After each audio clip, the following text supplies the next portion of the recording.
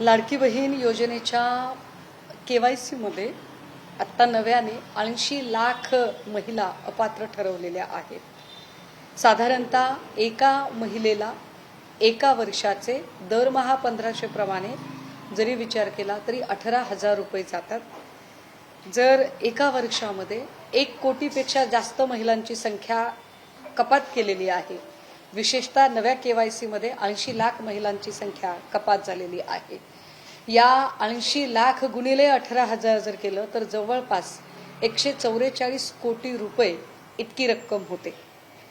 आता यावर जर योजना अपडेट मंत्री आदिती तटकरे यांचं म्हणणं असेल, होय मी अतिशय विचार करून त्यांचा उल्लेख योजना अपडेट मंत्री असा करते कारण महिला बालकल्याण मंत्री म्हणून काही कामं करावी असं कुठलंही भरीव काम तटकरे यांच्याकडून अजिबात झालेलं नाही। फक्त आणि फक्त योजनेचं अपडेट देण्यापुरत्या त्या स्क्रीनवर दिसतात। अशा योजना अपडेट मंत्री आदिती तटकरे यांनी ज्या 80 लाख महिला ज्यांचं कपात संख्या केलेली आहे ते 144 कोटी रुपये याचं नेमकं आता भरपाई कोण करणार याचं उत्तर दिलं पाहिजे। यावर जर आदिती तटकरे किंवा सरकार पक्षातल्या कुणाचंही म्हणणं असं असेल की आम्ही या महिला का अपात्र ठरवलेल्या आहेत कारण याच्यामध्ये काही पुरुष लाभार्थी होते, काही सरकारी लाभांश घेणाऱ्या महिला होत्या आणि म्हणून आम्हाला ते कपात करावं लागलं, असं जर उत्तर आदितीजी तुम्हाला द्यायचं असेल तर माझा त्याच्या पुढचा प्रश्न तुम्हाला आहे की मग पुरुष लाभार्थी किंवा सरकारी लाभांश घेणाऱ्या महिला ज्यांना नव्याने किंवा पुन्हा पुन्हा हा लाभ मिळत आहे हे तुम्हाला आधी कळलं नाही का? 2-2.5 वर्ष म्हणजे वार्षिक 144 कोटी रुपये जर तुम्ही देताय तर याचा अर्थ साधारणतः 288 कोटी रुपये जेव्हा तुम्ही अक्षरशः गुलाल बुक्क्यासारखे उधळले तेव्हा तुमचं हे सगळं गणित कुठे गेलं होतं? तेव्हा तुमची ही चिकित्सक वृत्ती, हा अभ्यास, हे विश्लेषण हे सगळं कुठे गेलं होतं? 288 कोटी रुपये जे दिलेले आहेत ते आदिती तटकरे तुम्ही तुमच्या खिशातनं दिले नाहीत। एकनाथ शिंदे, देवेंद्र फडणवीस यांनी आपल्या खिशातनं हे पैसे दिलेले नाहीत। 288 कोटी रुपये हे महाराष्ट्राच्या खिशातले पैसे गेलेले आहेत जे तुमच्या चुकीने गेलेले आहेत। या पैशाची भरपाई कोण करणार आहे? कारण या योजनेचं श्रेय घेण्यासाठी दादा, भाऊ, भाई म्हणत ज्यांनी ज्यांनी फ्लेक्सबाजी केली होती त्यातला आता कोण माईचा लाल पुढे येणार आहे आणि हे पैसे जर आमच्या चुकीने गेले तर या पैशाची भरपाई आम्ही केली पाहिजे हे सांगणार आहे। ज्या आदिती तटकरे एरवी श्रेयवादाच्या राजकारणात सगळ्यात पुढे असतात त्या आदिती तटकरे या 288 कोटी रुपयांचा हिशोब देणार आहेत का? आणि जर तुमचं म्हणणं असेल की नाही नाही आम्ही हे पैसे दिलेलेच होते आणि हे पैसे देणं कसं गरजेचं होतं तर काय गरज होती? ऐन निवडणुकीच्या काळामध्ये कुठलाही अभ्यास न करता लाभार्थी असणारे लोक हे पुरुष आहेत का? सरकारी लाभांश घेणारे आहेत का? सरकारी पगार उचलणारे आहेत का? त्यांच्याकडे तुमच्या KYC निकषातली जमीन जुमला किंवा 4 व्हीलर किंवा या सगळ्या साधन सामग्री आहेत का? याची चिकित्सा तुम्ही आधी का केली नाही? कोणता असा वाघ तुमच्या मागे लागला होता म्हणून तुम्हाला तो निर्णय घ्यावा लागला? कदाचित तो वाघ निवडणूक नावाचा वाघ होता का? म्हणून तुम्हाला घाईघाईने तुमचे पगारी मतदार तयार करण्याची गरज पडली आणि ते पगारी मतदार आता गरज सरो वैद्य मरो या पद्धतीने आता तुमची गरज संपलेलीच आहे। आता निवडणुका संपलेल्या आहेत त्यामुळे तुम्हाला आता या सगळ्या लोकांची गरज नाही, त्यामुळे या पगारी मतदारांची गरज नाही आणि म्हणून अचानक तुम्हाला 80 लाख महिलांमध्ये कपात करावी लागते। उत्तरं आदिती तटकरे यांनी दिली पाहिजे। उत्तरं आता अर्थ खातं ज्यांच्याकडे आहे त्या सन्माननीय मुख्यमंत्री फडणवीसांनी दिली पाहिजेत। उत्तरं लाडका भाऊ आणि लाडका भाई असं म्हणत ज्यांनी आपापल्या परीने आपापले सोलो पोस्टरबाजी केली होती हे सोलो पोस्टरबाजी करणारे मुख्यमंत्री आणि उपमुख्यमंत्री यांनी देणं गरजेचं आहे आणि ते तुम्ही यासाठी केलं पाहिजे कारण एकीकडे रिसेशनचा काळ चालू आहे, आर्थिक मंदीचा काळ चालू आहे। अशा काळात जर 288 कोटी रुपये तुम्ही गुलाल बुक्क्यासारखे उधळाल तर तुम्हाला प्रश्न विचारले जातील आणि त्याची उत्तरं तुम्हाला द्यावीच लागतील। ज्यांना त्यांनी सवय लावली होती त्या 80 लाख महिला बघतो की महागाईची वाढलेली आहे, एक एक रुपयाचा हिशोब प्रत्येक जण करतो. आता अचानकपणे आता त्यांच्या खात्यामध्ये पैसे येणार नाहीयेत, त्यांच्या रोजीरोटीचा प्रश्न या निमित्तानं उपस्थित होणार, कारण सर्वांना त्यांनी तसंच म्हटलं होतं की तुमच्या रोजीरोटीसाठी आम्ही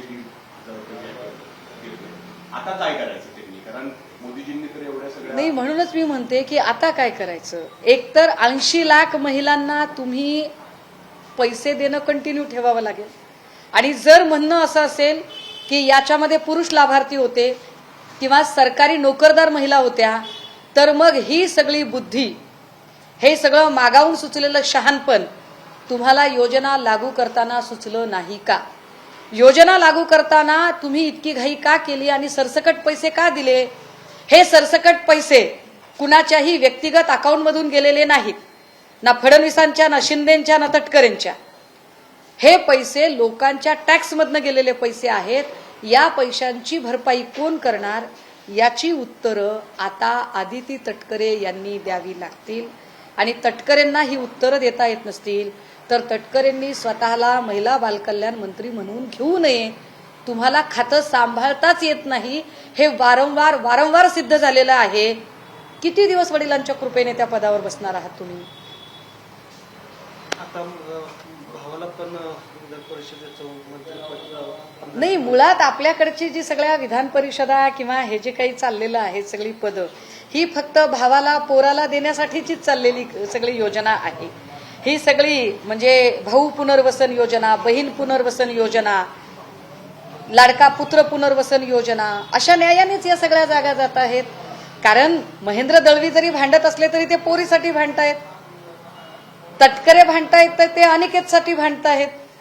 जो तो आपल्या पोराला, आपल्या पोरीला सेट करण्याचा प्रयत्न करतोय, याच्यामध्ये सर्वसामान्य माणसांचा आणि सर्वसामान्य कार्यकर्त्यांचा कुठे विचार आहे, किंवा सर्वसामान्य कार्यकर्त्यांचे प्रश्न तरी कुठे महत्वाचे आहेत? गेल्या 8-10 दिवसामध्ये हे सगळं विधान परिषदेचं जे काही वातावरण चालू आहे, या सगळ्या काळात मुळात अशोक खरातचं काय चालू आहे? अशोक खरात आता कुठे आहे? सिन्नर पोलिसांनी खरातचा ताबा घेतला, पण ताबा घेतल्यानंतर आता अशोक खरातला जी VIP ट्रीटमेंट चालू आहे, अक्षरशः म्हणजे घरचा डबा देण्यापासून ते आम्हाला तर माहिती अशी मिळते की अशोक खरातचे हातपाय चेपून द्यायला सुद्धा तिथे भक्तांची रांग लागलेली आहे. या सगळ्यांकडे कुठे लक्ष आहे? काल विषारी दारूने जी काही माणसं मेली, या सगळ्यांमध्ये महिला बालकल्याण मंत्री, तुम्ही महिलांचं कल्याण करणारे आहात ना? आज 22 बायकांचं कुंकू पुसलं गेलं. त्या 22 बायकांचं कल्याण अकल्याण जे काही असेल, या सगळ्यांच्या संबंधाने आदिती तटकरे तुमची भूमिका कुठे गेली? आणि ज्या काही दारूचे अड्डे उद्ध्वस्त केले गेले, ज्या दारूंच्या अड्ड्यांबद्दल आम्ही हातभट्टीचे अड्डे सगळे उद्ध्वस्त करत आहोत वगैरे वगैरे जी काही मांडणी केली गेली, ही फक्त 4 दिवसांचा दिखावा असेल का? कारण मी वारंवार पोलिसांना सांगते की पुण्यामध्ये विशेषतः हडपसर असेल किंवा फुरसुंगीचा भाग असेल, इकडे येरवड्याचा भाग असेल, विश्रांतवाडीचा भाग असेल, विशेषतः विश्रांतवाडीमध्ये बखारवाडी, भीमनगर 6 भट्ट्या आहेत. आता या 6 भट्ट्या उखडून काढायचं नाटक केलं गेलं, पण या भट्ट्या पुन्हा किती दिवसांमध्ये बसणार आहेत? म्हणजे हप्ता धंदा चालू राहिला पाहिजे ना. याची गॅरंटी कोण घेणार की विश्रांतवाडीतले, भीमनगर एरियातले 6 हातभट्टीचे धंदे पुन्हा चालूच होणार नाहीत? याची शाश्वती कोण देणार की शांतीनगर, विश्रांतवाडीचाच एरिया, जिथं 4 हातभट्टीचे धंदे आहेत, येरवडा, लमानतांडा, इथं होलसेल हातभट्टी, सगळ्या भागात जी हातभट्टी पसरवली जाते तिकडच्या एरियामध्ये, लोहगाव रोड असेल, विमाननगर असेल, विश्रांतवाडी असेल, शांतीनगर असेल, भीमनगर असेल, किंवा एकूण सगळा मेंटल कॉर्नरचा एरिया असेल, या सगळ्या एरियात जी हातभट्टी पोचवली जाते ती येरवडा, लमानतांड्याच्या इथून होलसेल धंद्याने. आता तुम्ही हातभट्टी काढल्याचं नाटक वगैरे केलंय, त्याचं बऱ्याचपैकी तुम्हाला जमेल तेवढं त्याचं चित्रीकरण वगैरे केलं, पण पुन्हा इथं हातभट्टीचा धंदा बसणार नाही याची गॅरंटी कोण घेणार? अमितेश कुमार घेणार आहेत का? DCP झोन, मला वाटतंय तिकडे मुंडे साहेब आहेत, घेणार आहात जबाबदारी? की तिथल्या PIला आम्ही जाब विचारायचा? कारण 8 दिवस हे नाटक होणार, पुन्हा तेच चालू राहणार. 5-9 चौक, बर्मा सेल, इथं पुन्हा हातभट्टीचे धंदे आहेत. धानोरी मुंजाबा वस्ती जो ओपन स्पेस आहे, विठ्ठल मंदिरचा परिसर, ज्या ओपन स्पेसमध्ये हातभट्टीचे धंदे चालू आहेत, हे सगळे धंदे फक्त 8 दिवसासाठी नाटक असेल की खरंच हे धंदे कायमचे बंद होतील? प्रश्न ज्यांच्या घरातले पुरुष गेलेत आणि ज्या महिला विधवा झाल्यात, या महिलांचे संसार सुरळीत व्हावे यासाठी महिला बालकल्याण मंत्री म्हणून आदिती तटकरे तुमची काय भूमिका आहे? गृह खात्याकडून आम्ही आता काही अपेक्षाच करत नाही, कारण ज्या गृह खात्याबद्दल निलेश राणे स्वतः नाराजी व्यक्त करतायत, निलेश राणे स्वतः सांगतायत की पोलीस कुचकामी ठरलेले आहेत, घरचा आहेर दिला जातोय, नारायण राणे घरचा आहेर देत आहेत, तिथं गृह खात्याकडून आम्ही काय अपेक्षा करायची? पण ज्यांना महिलांचं आणि बालकांचं कल्याण करण्याची जबाबदारी दिली त्या कुठे आहेत? आणि या संबंधाने त्या काय भूमिका घेणार आहेत की तुमच्या भावाला विधान परिषद मिळावी याच कामात तुम्ही बिझी राहणार आहात? याचं उत्तर झालं पाहिजे. पोलिसांचा अभय असल्याशिवाय हे दारू चाटते याचा अर्थ गिरीश महाजन हे सरळ सरळ म्हणजे पोलिसांचं अभय असल्याशिवाय हे धंदे होत नाहीत असं जर गिरीश महाजनांचं म्हणणं असेल तर गिरीश महाजन तुम्ही सरळ सरळ मुख्यमंत्र्यांना कोट करताय आणि तुम्ही हे सांगायचा प्रयत्न करताय की मुख्यमंत्री देवेंद्र फडणवीस यांचा गृह खात्यावर कुठलंही नियंत्रण नाहीये. गृह खात्यावरचं सगळं नियंत्रण हे सैल झालेलं आहे, ज्याचा परिणाम म्हणून पुण्यामध्ये अवैध धंदे असतील, हातभट्टी असेल, विषारी दारू असेल, कोयता गँग असेल, दिवसाढवळ्या गोळीबार असतील, भर बाजारात माणसांना शूटआउट केलं जात असेल, हे सगळं जर अमितेश कुमार यांना झेपत नसेल, कंट्रोल करू शकत नसतील तर याचा अर्थ अमितेश कुमारांना स्वतः गृहमंत्री कंट्रोल करू शकत नाहीत का? उत्तर दिली पाहिजे. रायगडचा विषय आहे. राष्ट्रवादी आणि शिवसेना शिंदे गट यांनी 60% किंवा सेटलमेंट केली शिवसेने असा एक आरोप केला जातो आणि तिथली जी जागा आहे ती मंत्रिपद शिवसेना जाईल आणि आमदारकी जी आहे ती तटकरेंना दिली जाईल असं एक सेटलमेंट झालं. थोडक्यात काय, कपातलं बशीत आणि बशीतलं कपात आहे, त्याच्या पलीकडे तर जात नाहीये ना. म्हणजे अनिकेत तटकरेला आमदारकी देऊ आणि गोगावलेंना मंत्रिपद देऊ म्हणजे तटकरेही खुश, गोगावलेही खुश. पण तटकरे आणि गोगावलेंचे कार्यकर्ते यांनी सतरंजाच उचलायचे आयुष्यभर, झेंडे त्यांनी यांचे फडकवायचे आणि त्यांच्या नशिबी फक्त दांडेच असणार. हा सरळ सरळ अर्थ आहे. कशाला या लोकांनी सांगायचं की आम्ही कार्यकर्त्यांना जपणारे लोक आहोत? तुम्ही कार्यकर्त्यांना जपू शकत नाही, तुम्ही तुमच्या सत्ता केंद्री राजकारणाच्या पलीकडे जाऊ शकत नाही. आणि असं असेल तर सुनील तटकरेंना खरंच अधिकार मिळतो का पार्थ पवारांना नावं ठेवण्याचा?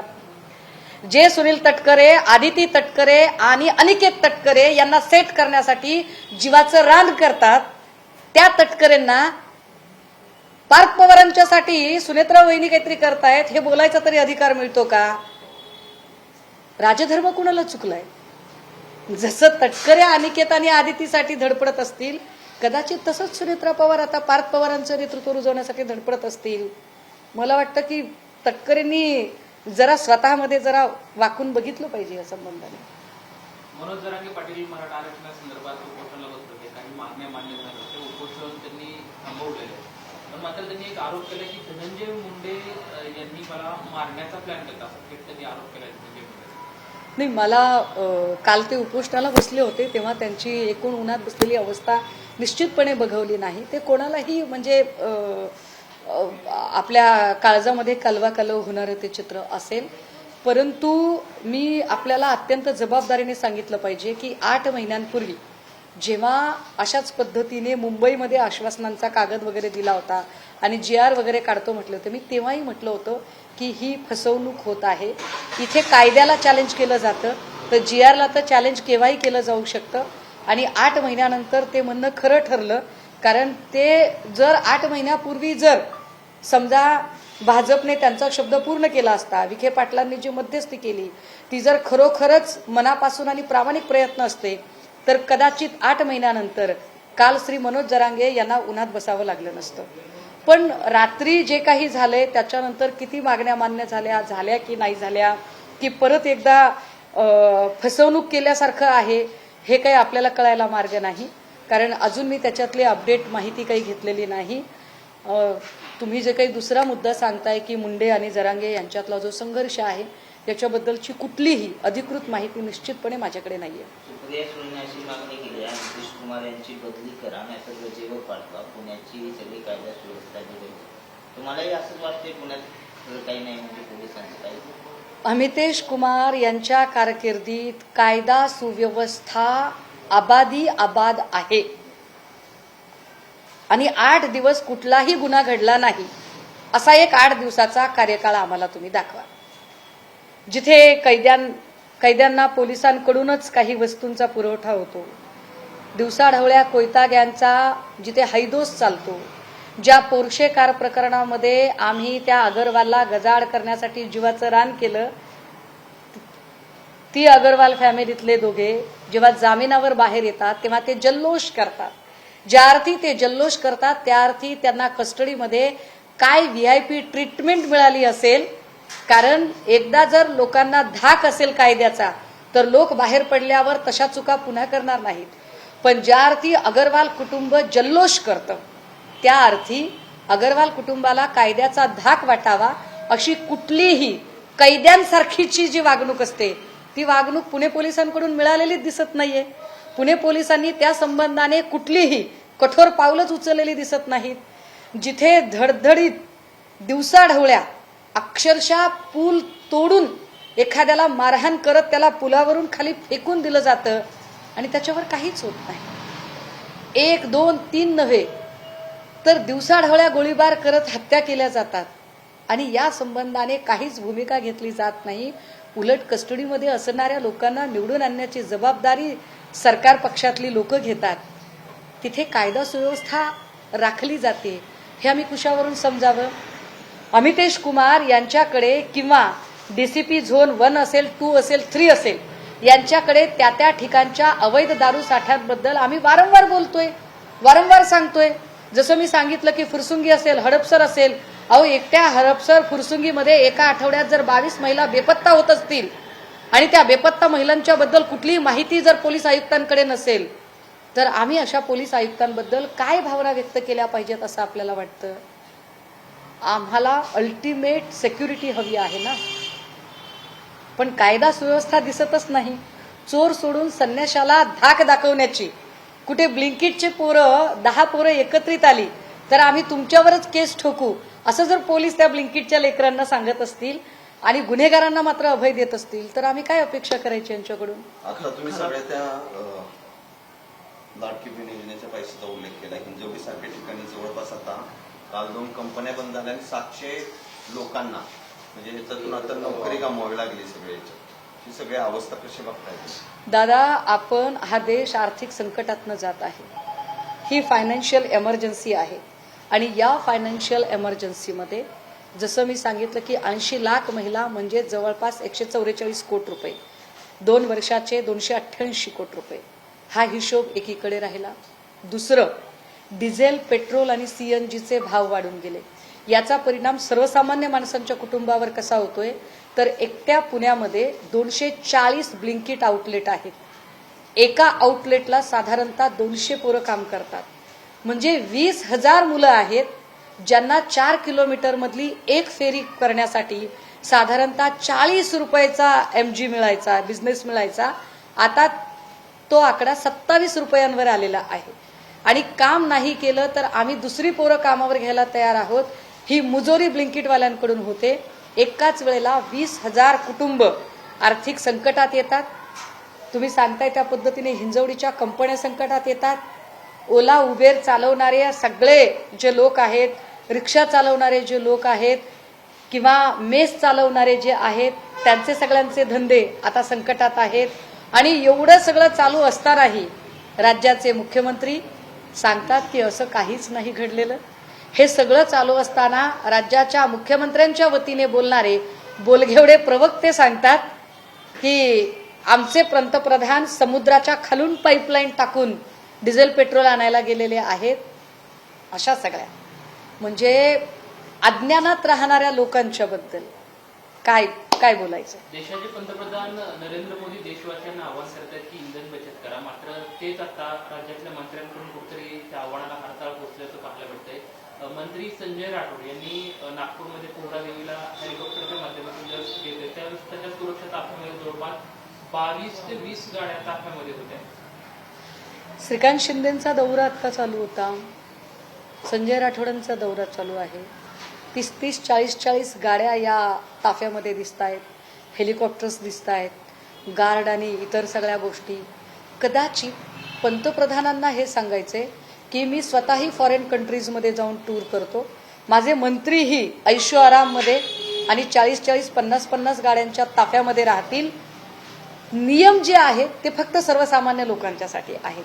सर्वसामान्य लोकांनी खाद्यतेल कमी वापरायचं, सर्वसामान्य लोकांनी प्रवास करायचा नाही, कुठली चांगली चुंगली खरेदी करायची नाही. उद्या पंतप्रधानांनी जर सांगितलं आणि त्याच्यावर प्रश्न विचारायचे नाही, महत्वाचं म्हणजे, कारण त्यावर प्रश्न विचारला की भाजपसाठी बनमस्का घेऊन बसणारी जे त्यांचे बोलघेवडे लोक आहेत ते पुन्हा देशभक्ती आणि देशद्रोहाचं प्रमाणपत्र वाटायला तयार आहेत. पण मुळात हे सगळे जे बोलघेवडे प्रवक्ते आहेत हे याचं उत्तर देतील का की उद्या जर मोदी म्हणाले कि भाई और बहनों आपके पास 2 किडनियां हैं, उसमें की 1 किडनी आप दे ही सकते हो देश के लिए, तर किडनी देण्यासाठी सगळ्यात पहिले भाजपचे आमदार पुढे येणार आहेत का? DK शिवकुमार जे आहेत त्यांच्या शपथविधीसाठी काँग्रेसचे नेत्यांकडून उद्धव ठाकरेंना फोन केला, आमंत्रण आले उद्धव ठाकरेंना शपथ. चांगली गोष्ट आहे. महाविकास आघाडीचा घटक पक्ष म्हणून ते आमंत्रण आलं ही चांगली वार्ता आहे. याच्यात बातमी काय आहे? रत्नागिरीच्या किती जागा पार्थ पवारांचं काय? पार्थ पवारांकडून काही आमदारांना राजीनामा दिला जातोय असं म्हटलं जाईल. त्याच्यावरती जितेंद्र आव्हाडांचं वक्तव्य केलंय की दबाव आणला. नाही, मला असं वाटतं की याच्यामध्ये पार्थ पवारांना टार्गेट केलं जात असावं. त्याचं कारण असं आहे की ज्या तटकरे आणि पटेलांच्या बद्दल संबंध महाराष्ट्राच्या मनामध्ये रोष होता आणि ज्या तटकरे आणि पटेलांवर कारवाई सहजासहजी होईल किंवा कारवाई करण्याची हिंमत पक्षश्रेष्ठी दाखवतील असं वाटत नव्हतं, त्या तटकरे पटेलांवर कारवाई झाली. आणि ती कारवाई होत असताना मला असं वाटतं की मला आदरणीय पवार साहेब असतील किंवा एकूण सगळेच, म्हणजे अगदी आमदार रोहित पवार असतील, या सगळ्याच लोकांनी तटकरे आणि पटेलांवरती आक्षेप नोंदवलेले होते. अशा सगळ्या काळामध्ये सुनेत्रा वहिनींच्या सोबत जर आज अजितदादा असते तर कदाचित त्यांनी अजितदादांची बाजू, अजितदादांनी त्यांना राजकारण काय ते समजावून सांगितलं असतं. पण आता राजकारणातला एकलव्य म्हणून सुनेत्रा वहिनी कोणाकडे बघतील तर त्या थोरल्या पवार साहेबांकडे बघतील. आणि पवार साहेब किंवा एकूण आमदार रोहित पवार या सगळ्यांनी तटकरे पटेलांवर आक्षेप घेतलेले आहेत. त्या तटकरे पटेलांना निर्णय प्रक्रियेपासून जर बाजूला ठेवलेलं असेल तर त्यात चूक ते काय. पण असं झाल्यानंतर सुनेत्रा वहिनी या आपला मुलगा पार्थ याच्यासोबत मिळून निर्णय घेतात असं म्हणत पार्थ पवारांनाच टार्गेट करण्याचा किंवा एकूण नेतृत्वाच्या विरोधातच उठाव करण्याचा प्रयत्न जो तटकरे पटेल आणि प्रभृतींकडून चालू आहे तो लोकांच्या लक्षात येण्यासारखा आहे असं मला वाटतं. मी पुन्हा सांगते की जर भुजबळ साहेबांना वाटतंय की समीर भुजबळला मंत्रिमंडळामध्ये सामावून घ्यावं, जर सुनील तटकरेंना वाटतं की आदितीलाही मंत्रिपद मिळावं आणि अनिकेतही आमदार व्हावा, जर एकनाथ शिंदेंना वाटतंय की 2029चा त्यांच्या पक्षाचा मुख्यमंत्री पदाचा चेहरा म्हणून श्रीकांत शिंदेला एक वलय मिळालं पाहिजे आणि त्याच हिशोबाने श्रीकांत शिंदेचा सध्या मराठवाडा आणि सगळ्या भागांमध्ये दौरा सुरू केला जातो, जर सगळेच नेते आपल्या पोरांना रुजवण्यासाठी प्रयत्न करतात तर तिथे सुनेत्रा पवार जगावेगळा असा काय विचार करतायत. अर्थात हा त्यांच्या पक्षाचा विचार आहे तो त्यांनी त्यांचं बघून. शिवसेनेने 7 जागा मागितल्या होत्या पण 4च जागा त्यांना मिळाल्या. नाही, मला असं वाटतं की याच्यामध्ये पक्षीय बलाबल आणि संख्याबळ हे सगळं बघितलं जातं. आमच्याकडे सध्या संभाजीनगरमध्ये काहीच नाहीये, जालन्यामध्ये काहीच नाहीये. संभाजीनगर किंवा जालन्यामध्ये आमची जर शक्तीच नसेल, बीडमध्ये आमची काहीच शक्ती नाहीये, लातूरमध्ये आमची शक्ती नाहीये, मग अशा काळामध्ये आम्ही कोणत्या जागा लढवाव्या. तर जिथे आम्ही जागा मार्जिन आहे किंवा जिथे सायझेबल वोटिंग आमच्याकडे आहे अशा जागा आम्ही मागितल्या पाहिजे. तर मला वाटतं त्यानुसार त्या जागांची मागणी केली गेली आणि महाविकास आघाडी म्हणून सगळ्यांनी सामंजस्याने त्यात काही जागांचं अत्यंत सामंजस्याने वाटप केलंय आणि त्यावर कोणाचा आक्षेप असण्याचं कारण नाही. रत्नागिरीतला एक गोपाळगड किल्ला विकला असा एक व्हिडिओ व्हायरल होतो, तो विकला गेला त्या ह्याच्यात, तर माहिती का तुम्हाला काय? नाही, हे काहीही करू शकतात. मुळात जी माणसं ज्या पक्षाने वाढवलं त्या पक्षाला विकायची तयारी ठेवणारी माणसं गडकिल्ले विकायला असं किती मागे पुढे बघणार आहे. अहिल्यादेवी होळकरांचा त्रिशताब्दी जन्मोत्सव साजरा होतोय. आज चौंडीमध्ये मोठा कार्यक्रम आहे. आमदार रोहित पवार असं म्हणतात की त्या कार्यक्रमाचं जे खर्च आहे त्याचं ऑडिट झालं पाहिजे. मुख्यमंत्री देवेंद्र फडणवीस असं म्हणतात की रोहित पवार कुठल्याही गोष्टीचं राजकारण करतात. नाही, सध्या राजकारण करतात हा एक परवलीचा शब्द झालेला आहे. देवेंद्र फडणवीस यांच्याकडे 2 परवलीचे शब्द आहेत. राज्यात कुठेही काहीही अवैध घडलं, गुन्हा घडला तर आम्ही त्याची पाळंमुळं खणून काढू, आणि विरोधकांनी प्रश्न विचारले की याचं राजकारण करू नका. हे राजकारण करू नका आणि पाळंमुळं खणून काढू हे 2 अत्यंत आवडते असे परवलीचे शब्द देवेंद्रजींचे आहेत. त्यामुळे देवेंद्रजींचं असं बोलणं स्वाभाविक आहे. मात्र देवेंद्रजी पैसे कुणाच्याही व्यक्तिगत खात्यातनं गेलेले नाही. पैसे राम शिंदे किंवा आपल्या व्यक्तिगत पर्सनल अकाउंटमधून किंवा खिशातनं गेलेले नाहीत. पैसे जर लोकांनी भरलेल्या टॅक्समधून गेलेले आहेत तर लोकांना हिशोब विचारण्याचा अधिकार आहे, आणि त्या भागाचे आमदार म्हणून रोहित पवार प्रश्न विचारतील लोकप्रतिनिधी म्हणून, नाही तर दुसरं कोण विचारणार आहे. Okay, thank you. थँक्यू.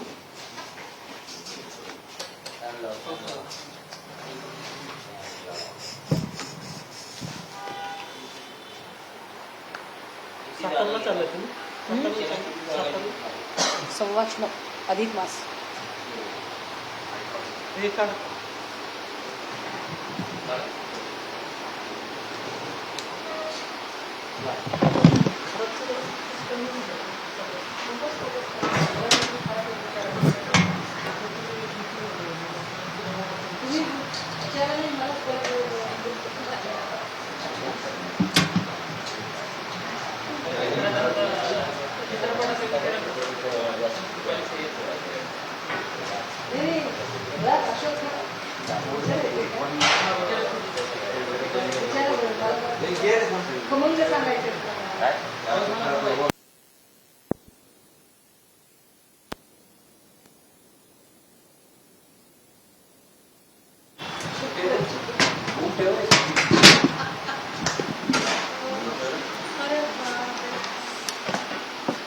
स्क्वेअर वाला खाली.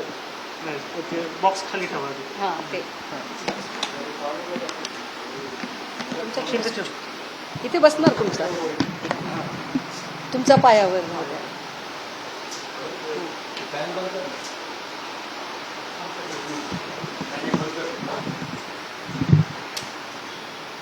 दिसलं की आता इतकं काय.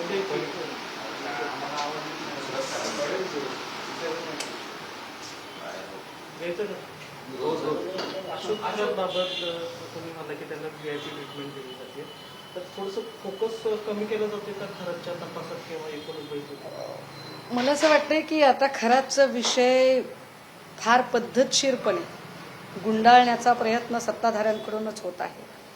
SIT कडून अगदी सुरुवातीला ज्या सकारात्मक अपेक्षा आम्ही व्यक्त केल्या होत्या त्या किती फोल ठरल्यात हे आपल्या सगळ्यांच्या समोर आहे. तेजस्विनी सातपुते या SIT स्पेशालिस्ट म्हणून सरकारकडून प्रत्येक प्रकरणामध्ये नेमल्या जाणाऱ्या अधिकारी आहेत, पण त्यांच्याकडून विषय लॉजिकल एंडला जात नाही हे पुन्हा एकदा स्पष्ट होतंय. आणि दुर्दैवाने म्हणजे एका महिला अधिकारी असूनही मला त्यांच्या कार्यक्षमतेबद्दल खात्री आहे, पण त्या कार्यक्षमता त्या का वापरल्या जात नाहीत. कदाचित सरकार पक्ष आणि सरकार पक्षातल्या लोकांचा त्यांच्यावर दबाव आहे का असंही वाटायला लागते. कारण शक्यता नाकारता येत नाही की खरातकडे अनेक राजकीय लोकांचा खोलचिट्टा असू शकतो, आणि त्यामुळे आता तर काय चित्रपट वगैरे येतोय म्हणे, काय सांगता येत नाही. अशोक खरातवरती महाराष्ट्राची एप्स्टीन फाईल चित्रपट येतो. याच्यामध्ये रुपाली चाकणकरची भूमिका अभिनेत्री दीपाली सय्यद करणार. मात्र अभिनेत्री दीपाली सय्यदला धमक्याचे फोन येतात की तुला गोळ्या झाडू तुझं राजकीय करिअर उद्ध्वस्त करू अशा धमक्या आहेत. नाही, असं कोणालाही करू नये. मला वाटतं दीपाली सय्यद या एखाद्या राजकीय पक्षात काम करण्याच्या आधी त्या कलाकार आहेत. आपल्याकडे अमोल कोल्हे सुद्धा कलाकार आहेत, आणि त्यांना त्यांची एक करिअर लाईन त्यांची ठरलेली आहे. त्यामुळे त्यांनी कुठे काम करायचं ते स्वातंत्र्य त्यांना असलं पाहिजे. पण माझ्यासाठी चिकित्सा किंवा उत्सुकतेचा प्रश्न वेगळाच आहे. म्हणजे चाकणकरांची भूमिका कोण करत आहे किंवा दीपाली सय्यद कोणाची भूमिका करत आहेत हे यथावकाश स्पष्ट होईल, पण अशोक खरातची भूमिका नेमकं कोण करत आहे. कदाचित मुलुंडचे HD video specialist Kirit Somaiya यांना अशोक खरातांची भूमिका मिळते का हे बघणं जरा औत्सुक्याचं राहील. एवढं कोण पाठीशी घालतं? तुम्ही म्हणताय VIP ट्रीटमेंट मिळते, अधिकाऱ्यांवर दबाव आहे, एवढं पाठीशी कोण घालते नेमकं? आणि तुम्ही या- बघा, आजच सकाळी खूप भल्या सकाळी सिन्नरमधनं 2 फोन आले होते आणि त्याच्यामध्ये मला वाटते मंदार आडनाव मी आता विसरले, आणि त्यांनी फोन करून सांगितलं की ताई, तिथले कॉन्स्टेबल आणि इतर लोक सांगतायत की सिन्नर पोलिसांनी खरातचा ताबा घेतला जरूर, परंतु खरातला आता अतिशय VIP ट्रीटमेंट आहे. खरातला चांगलं चुंगलं अन्न खायला तिथे मिळेल अशी व्यवस्था केली जात आहे. एवढंच नाही तर खराचे पाय दुखत होते म्हणून खराचे पाय चेपण्यासाठी सुद्धा भक्तगण तिथे यायला तयार झाले आणि त्यांना पोलिसांनी अलाउड केलं अशी माहिती मिळत आहे. काय खरं काय खोटं हे एकदा सरकारने तपासून बघावं, आणि जर खरंच म्हणजे त्या खरातला लॉजिकल एंडपर्यंत न्यायचंच नसेल आणि महाराष्ट्रातल्या लेकी बाळींना जर न्याय द्यायचा नसेल तर तपास SIT हे सगळे फार्स करण्यात काही मतलब नाही. ते फार्स करू नयेत सरकारने. एकदाच काय ते, आणि त्याला क्लीन चिट द्यायची असेल तर क्लीन चिट पण देऊन टाकावी, कारण आम्ही इतके लढतोय, इतके पुरावे पुढे आणतोय, परंतु एकाही गोष्टीचा कुठलाही तपास नीटसा होताना दिसत नाही. ज्या पद्धतीने SITच्या समोर किंवा EDच्या समोर चाकणकर चौकशीला गेल्या आणि चौकशीनंतर बाहेर येऊन माध्यमांशी बोलत होत्या, त्यानंतर चाकणकरांची देहबोली सांगत होती की सिस्टम मेरा कुछ भी नहीं बिगाड़ सकती, मैं जो कहूंगी वो सिस्टम करेगी, अशा आविर्भावामध्ये ज्या चाकणकर बोलत होत्या त्यावरनं निश्चितपणे याच्यातल्या एकालाही शिक्षा होईल असं अजिबात वाटत नाही. काही अशोक खरात प्रकरणावर जो चित्रपट येतोय त्याच्यामध्ये रुपाली चाकणकरची भूमिका अभिनेत्री दीपाली सय्यद करणार आहे. दुसरी गोष्ट म्हणजे महाराष्ट्राला आता एक उत्सुकता आहे की अशोक खरातची भूमिका कोण करणार. दिग्दर्शकांचं असं म्हणणं आहे की अशोक खरातची भूमिका इम्रान हाशमी करणार आहे, त्यांच्याशी बोलणं पण सुरू आहे. मात्र अशोक खरात प्रकरणावरती पण मला असं वाटतं की इम्रान हाशमी किंवा या सगळ्यांच्या पेक्षा सुद्धा मुलुंडचे HD व्हिडिओ स्पेशालिस्ट सोमय्याची ही भूमिका अधिक प्रभावीपणे पार पाडू शकतील. आणि शेवटी या सगळ्या प्रकरणामध्ये राजकारण आणि धर्माचं अत्यंत वाईट पद्धतीने जे काही मार्केटिंग करण्याचा प्रयत्न झाला किंवा अंधश्रद्धा केल्या गेल्या, तर हे सगळं बघता सोमय्या फार चांगल्या पद्धतीने अशोक खरातची भूमिका अदा करू शकते.